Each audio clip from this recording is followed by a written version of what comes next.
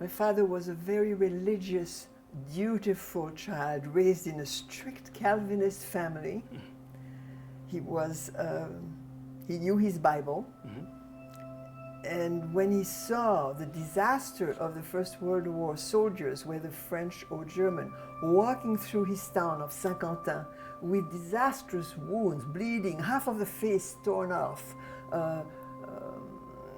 limbs missing, the smell of rotten flesh, he decided right there at a very young age that war was not a good thing, that you wouldn't accomplish anything but fighting like that. My father was a pastor, very busy running the church. My mother was busy running a large household with boarders and roomers and 4 kids and teaching Italian.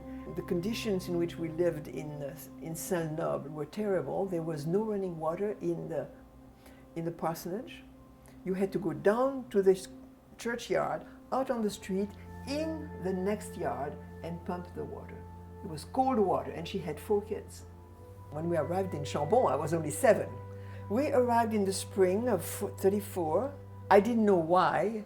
My parents, I was 7, didn't discuss why my father was farmed out or could find a church that would accept him, because he was not accepted by 2 or the other churches which wanted him, but the administration of the church said, he's a pacifist, you cannot have him as a minister. So he ended up as a temporary minister in a place on this wide cold plateau in this small village, and they just had to adjust. But my impression was of a sad, drab village. There was not even a flower pot on the square. It was, I had a negative impression, I must say. A sad impression, not negative, sad.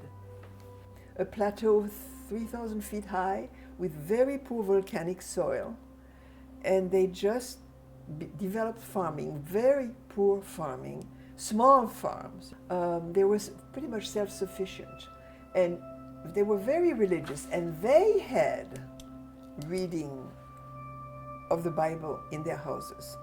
And so they were way ahead of other farmers, because many of the French farmers at the time did not read. And so they kept informed, and when the war came, they were informed. They could read, they could hear the news, they were very intellectually savvy. Deuteronomy speaks, chapter 19, speaks of creating cities of refuge, lest innocent blood be shed. And so the center of that declaration is the following one. The duty of Christians is to resist the violence directed at our consciences with the weapons of the Spirit.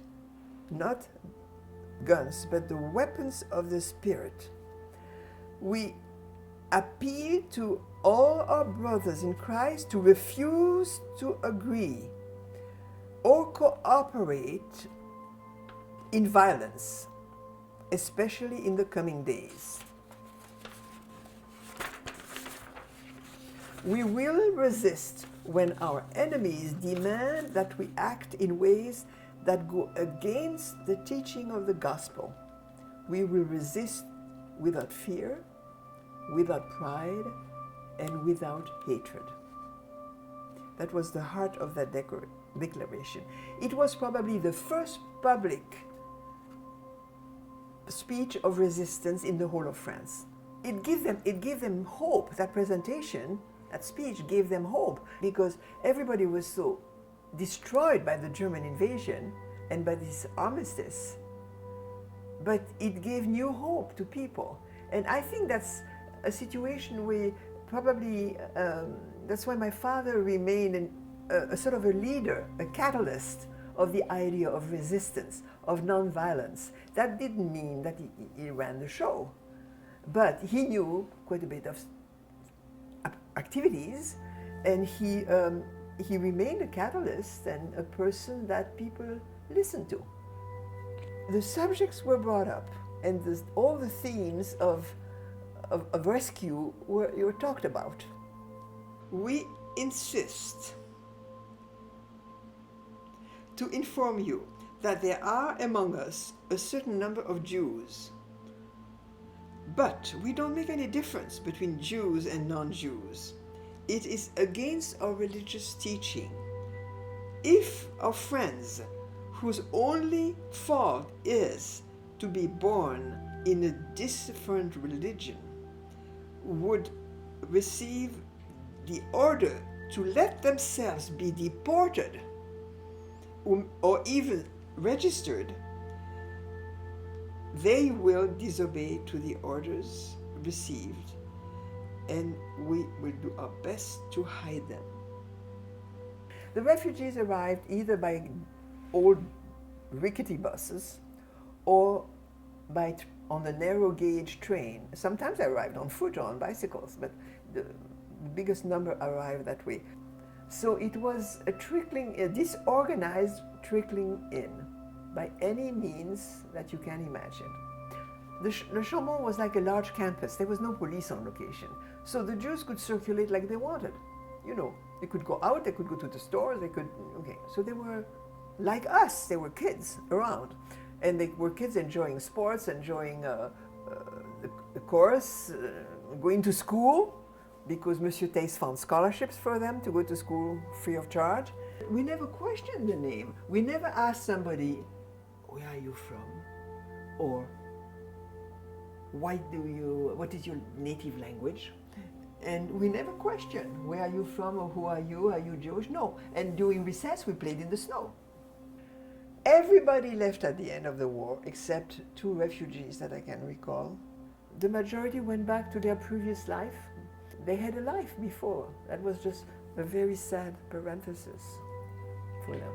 So I kept up with a few who kept up with me, but who also came back to Chambon in order to put on the wall a plaque of in some Hebrew and in French, thanking the people of the area for protecting Jews during the war.